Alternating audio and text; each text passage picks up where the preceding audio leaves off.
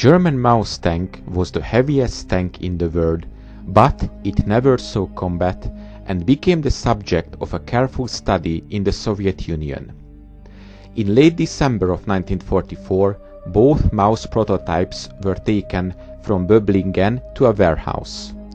The tanks were left there until at least January of 1945, after which they were sent to Kummersdorf proving grounds, 25 kilometers south of Berlin.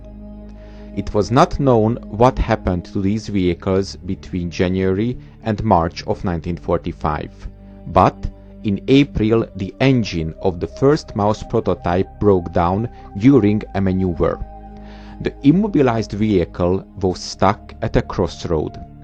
It stopped in a place where it could not be used as a bunker. Because of this, the crew had no choice but to blow it up. The tank was captured by the Red Army in a destroyed condition. The force of the explosion tore off the right side of the hull and the turret along with the turret ring. Thanks to the overall chaos in late April, no one had time for the destroyed tank at the crossroad. Soviet specialists only discovered that the Germans designed and built super heavy tanks after the end of the war. A study of the German military technical heritage scattered around Berlin only began towards the end of May. The second Maus prototype was more interesting. Even though an explosion dealt heavy damage to the interior, it was the one that was carefully studied. The engine was disassembled and studied on the spot. The same thing happened with the transmission mechanism, and the suspension was also studied. Meanwhile, the captured Kummersdorf proving grounds were gradually studied by the Soviet specialists. Captured German soldiers and engineers were also questioned. Available information on German super heavy tanks was accumulated. The Soviet military got their hands on documents from the German Ministry of Armament, and precise information on the Maus was available by the end of summer of 1945.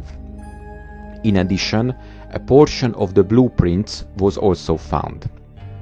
In September of 1945, the Maus was loaded onto a special railroad platform that survived the war. Even though it was prepared for delivery in the fall of 1945, the order to ship it was only issued half a year later.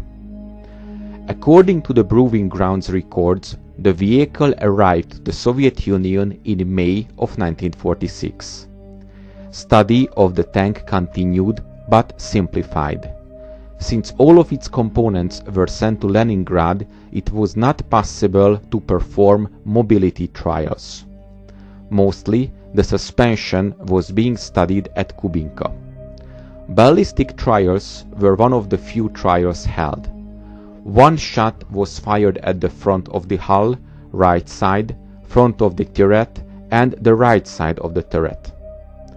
Unlike the super heavy A-100, which the British sent to scrap, its competitor, the Maus, was much luckier.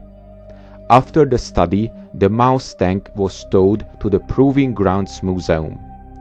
At the moment, it was simply an open country yard.